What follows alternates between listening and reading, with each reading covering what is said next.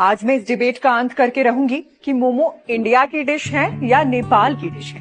इसे सबसे पहले तिब्बत में बनाया गया या फिर चाइना में हुई थी मोमो की शुरुआत। मोमो कहाँ बना, कैसे बना और इसे क्यों बनाया गया, आज की खोज परख में मिलेगा आपको इन्हीं सारे सवालों का जवाब। मोमो यानी वो छोटा सा डम्पलिंग जो आज हर गली नुक्कड़ पर बिकता है, मगर असल में हिमालय की देन है। माना जाता है कि मोमो की शुरुआत तिब्बत में हुई थी। तिब्बती भाषा में मोमो शब्द मोग मोग से आया है, जिसका मतलब होता है डो का छोटा पैकेट। पुराने समय में जब ऊंचाई पर रहने वाले तिब्बती लोगों को ठंड में एनर्जी चाहिए होती थी, तो वो याक मीट, प्याज और मसालों से इसे भरकर स्टीम कर लेते थे। ये जल्दी बनता था, पेट भरता था और ठंड भगाता था।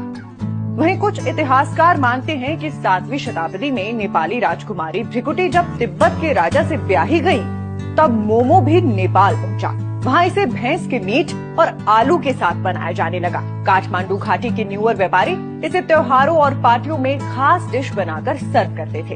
वहीं भारत में मोमो 1960 के दशक में आया, जब चीन के कब्जे के बाद तिब्बती शरणार्थी लद्दाख, दार्जिलिंग, धर्मशाला और दिल्ली जैसे इलाकों में बस गए। वहीं दिल्ली का पहला मोमो स्टॉल 1994 में लाजपत नगर में डोलमा आंटी ने लगाया था। शुरुआत में लोग इसे कच्चा समझते थे, लेकिन जब साथ में लाल तीखी चटनी आई तो ये दिल्ली का फेवरेट स्नैक बन गया। आज मोमो सिर्फ खाना नहीं, कल्चर है, जो आपको veg, chicken, paneer, tandoori, chilli हर वेरिएंट में मिल जाएगा।